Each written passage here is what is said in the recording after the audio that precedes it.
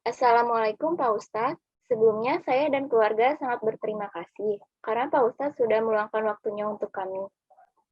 Waalaikumsalam warahmatullahi wabarakatuh. Tidak masalah Bu Sukma, sudah menjadi kewajiban saya untuk membantu sesama. Kita langsung saja ya. Bagaimana dengan kondisi anak Ibu sekarang? Begini Pak, sudah 7 hari anak saya sakit disertai panas yang tinggi. Saya dan kakaknya sudah beberapa kali memberikan obat panas kepada anak saya. Namun panasnya belum turun-turun Pak.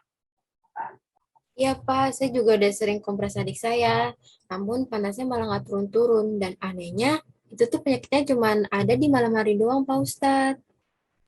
Subhanallah, sebelumnya apakah ada keluhan yang lainnya, Bu?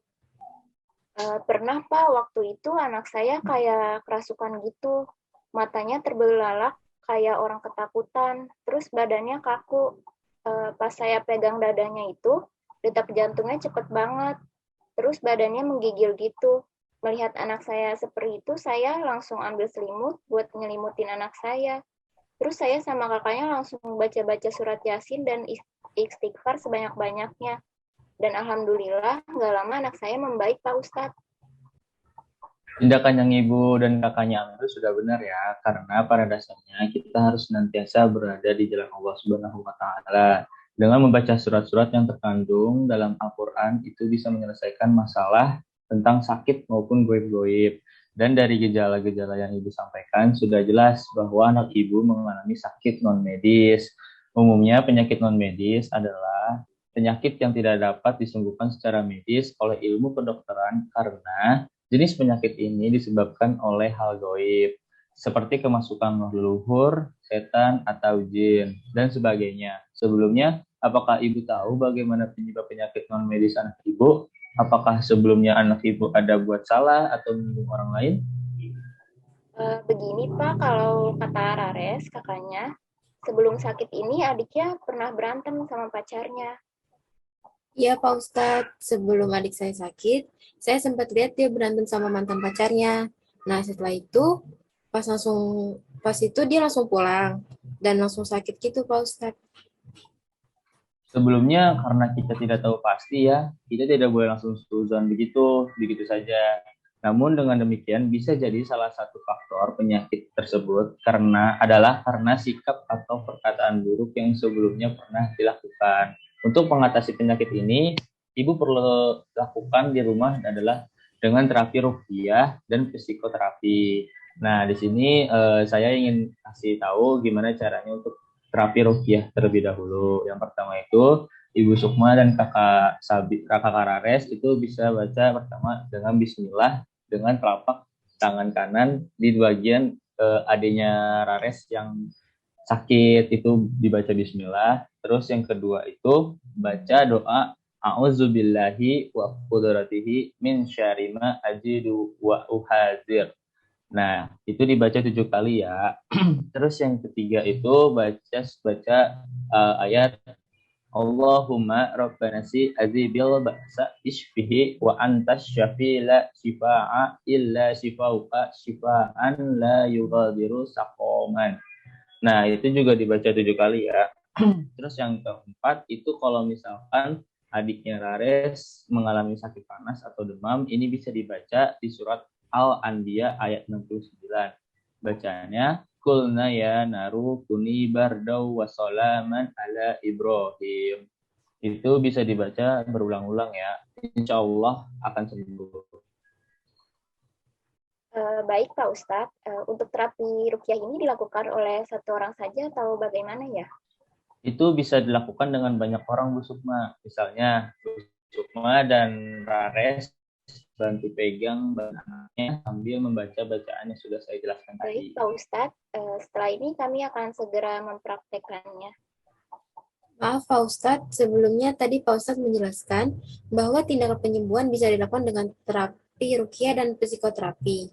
Nah, untuk psikoterapi sendiri bagaimana ya Pak caranya? Baik, saya akan jelaskan ya bagaimana cara menyembuhkan penyakit melalui psikoterapi. Psikoterapi ini adalah pengobatan dan perawatan gangguan psikis melalui metode psikologis. Istilah ini mencakup berbagai teknik yang bertujuan untuk membantu individu dalam mengatasi gangguan emosionalnya dengan cara memodifikasi perilaku, pikiran, dan emosinya, sehingga individu tersebut mampu mengembangkan dirinya dalam mengatasi masalah psikisnya. Terdapat macam-macam terapi dalam psikoterapi Islam. Yang pertama itu melakukan terapi wudhu, terus yang kedua terapi sholat, dan yang ketiga terapi membaca Al-Quran. Nah, untuk terapi membaca Al-Quran ini, Ibu dan Kakak Rares bisa membaca di surat Al-Isra ayat 82. Dan yang artinya, dan kami turunkan dari Al-Quran suatu yang menjadi penawar dan rahmat bagi orang-orang yang beriman, dan Al-Quran itu tidaklah menambah kepada orang-orang yang zalim selain kerugiannya. Terus yang keempat itu ada terapi zikir. Nah, di sini ada dua makna yang terkandung dalam lafal zikir menurut At-Tabatabai. Yang pertama itu kegiatan psikologis yang memungkinkan seseorang memelihara makna sesuatu yang diyakini berdasarkan pengetahuannya atau ia berusaha hadir padanya. Yang kedua ada hadirnya sesuatu pada hati dan ucapan seseorang. Zikir dapat mengembalikan kesadaran seseorang yang hilang sebab aktivitas zikir mendorong seseorang untuk mengingat, menyebut kembali hal-hal yang tersembunyi dalam hatinya. Dari penjelasan yang telah saya paparkan barusan, insya Allah jika dilaksanakan secara rutin, mampu menyembuhkan penyakit anak ibu. Baik Pak Ustadz, kami sekeluarga sangat-sangat berterima kasih atas saran dan solusi yang telah Pak Ustadz berikan. Ya Pak Ustadz, terima kasih banyak ya. Setelah ini kami akan segera mempraktikannya. Mohon doa untuk kesembuhan adik saya Pak Ustadz. Nanti akan saya bantu doakan untuk kesembuhan anak ibu. Untuk itu mari kita doakan yuk kesembuhannya bersama-sama. Bismillahirrahmanirrahim. Allahumma rabban nasi azibi ba'sa ishfi anta syafi'i la syafiya illa anta shifaan liya yuqadiru saqaman. Amin. Terima kasih banyak Pak Ustadz telah membantukan mendoakan kesembuhan adik saya. Terima kasih Pak Ustadz.